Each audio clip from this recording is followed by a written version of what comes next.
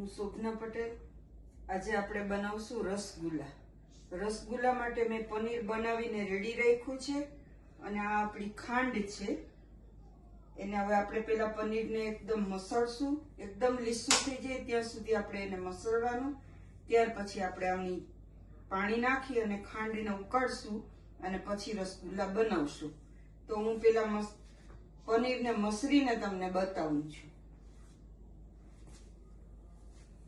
આવી રીતના કરીને એકદમ એક રસ કરવાનું કે એક પણ અંદર ગાંઠી ના રહેવી જોઈએ, એકદમ સ્મૂથ થઈ જવું જોઈએ, તો જ રસગુલ્લા સરસ થશે, નહીતર એ ફાટી જાય। 10 થી 15 મિનિટ આપણે એને આવી રીતના મિક્સ કરવું પડે। હવે આપણા 500 ગ્રામ જેટલું પનીર છે એની સામે મેં 500 ગ્રામ નાખી છે ખાંડ અને એને આપણે ઉકાળવા મૂકી દઈશું ફાસ્ટ તાપે। આ હંમેશા ફાસ્ટ તાપે જ કરવાના, તો જ તમારા સરસ ફૂલે।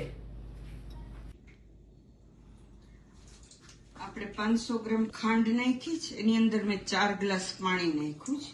આપણો જો પનીરનો માવો એકદમ સ્મૂથ થઈ ગયો છે, તમે જોઈ શકો છો, એક પણ ગાંગડી અંદર રહી નથી।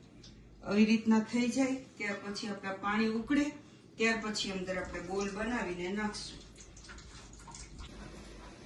આપણી ચાસણી ઉકળી ગઈ એટલે હવે આપણે આ ગુલ્લા બનાવીને અંદર નાખશું। પેલા એક નાખીને જોઈ લેવાનું કે તમારું આ ફાટતું નથી ને, તો એની અંદર આપણે મેંદો નાખવાનો એક જ ચમચી, અને જો ન ફાટે તો એમાં કંઈ નાખવાની જરૂર નથી। તો પનીરને એકદમ સરસ મજાનું તમે મિક્સ કર્યું હોય ને તો લગભગ કઈ જરૂર પડતી નથી, અને આપણે જે નાખ્યા છે ને એના મોટા થશે ફૂલીને। તો તમે પનીર એકદમ આને કૂણું હોય અને છતાં તમારું ફાટી જતું હોય ને, તો તમારે એની અંદર 1 ચમચી જેટલો મેંદો નાખવાનો। કોક વખત એવું થાય કે દૂધમાં કઈ ફરક આવી ગયો હોય તો ફાટી જાય છે, અને ડ્રાય પનીર થઈ ગયું હોય તોય ફાટી જાય। એકદમ ડ્રાય નહીં કરવાનું, થોડુંક એને પાણી થોડું રહેતું હોય તો ચાલે। આપણે 500 ગ્રામ પનીર હોય ને તો એમાં લગભગ 30 જેટલા બોલ બને, એટલે આપણે 30 જેવા બન્યા છે, તમે જોઈ શકો છો। હવે આને ઢાંકી દેવાનું ને ઢાંકીને એને ફાસ્ટ તાપે 20 મિનિટ સુધી ચડવા દેવાના। પછી 20 મિનિટ પછી આપણા રેડી થઈ ગયા હશે, ત્યાર પછી હું તમને પાછા બતાવું કે કેવા થયા છે આપણા જો કેટલા મસ્તના ફૂલ્યા છે, તમે જોઈ શકો છો। હજી આપણે આને 10 મિનિટ માટે આવી રીતના ઉકાળવાના, પછી આપણે એને ગેસ કરશું બંધ। આપણા જો રસગુલ્લા થઈ ગયા રેડી।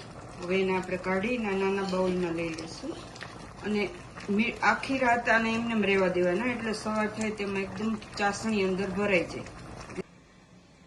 આપણા રસગુલ્લા થઈ ગયા રેડી, તો તમે પણ બનાવજો, તમને કેવા લાગ્યા એ જણાવજો, અને સબસ્ક્રાઇબ ન કર્યું હોય તો બેલ આઇકોન દબાવી દેજો, જેથી કરીને મારી કંપની આગળ જતી રહે। હવે આપણે પાછા બીજા વિડીયોમાં મળશું। નેક્સ્ટ વિડીયોમાં હું તમને બીજી નવી રેસીપી લઈને આપણે મળશું। બાય।